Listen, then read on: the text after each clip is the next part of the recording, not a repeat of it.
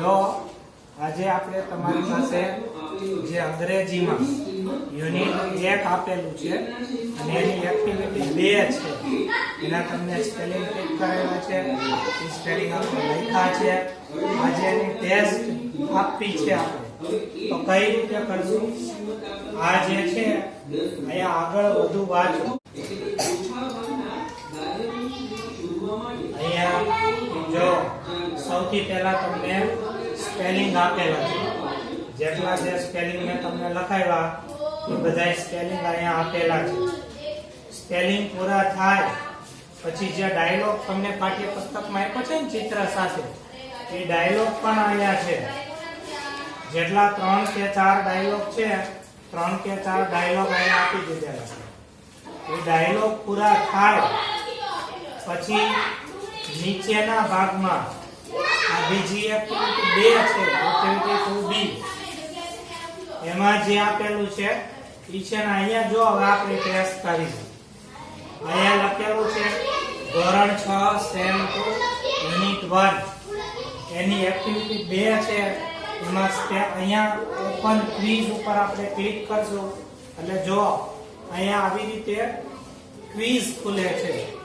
ચાલો તો કોણ આવશે? ગમે એક વ્યક્તિ આવો અને પ્રશ્નના જવાબ આપો. ચાલો કોઈ પણ એક આવી જાઓ. તમારે ખાલી ટચ જ કરવાનું છે એટલે તમને ખબર પડી જાય. ચાલો કરી એટલે શું થાય? પડી. જો સાચો જવાબ આવ્યો, ધીમે ધીમે ઉભી આમ ઊભી રહો.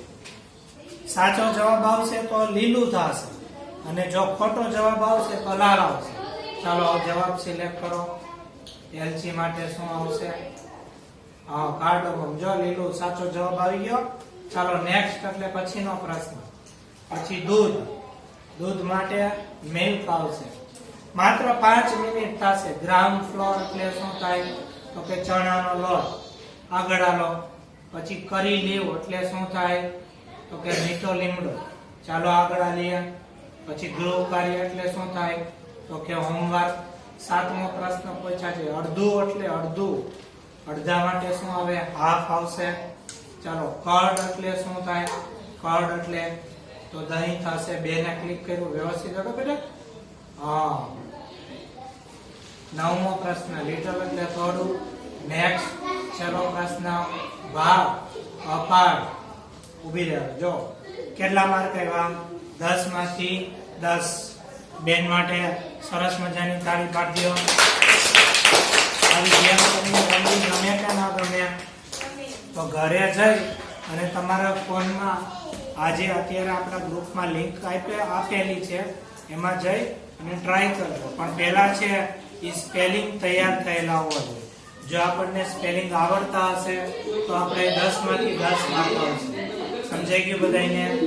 સરસ. સેવ કરી દો.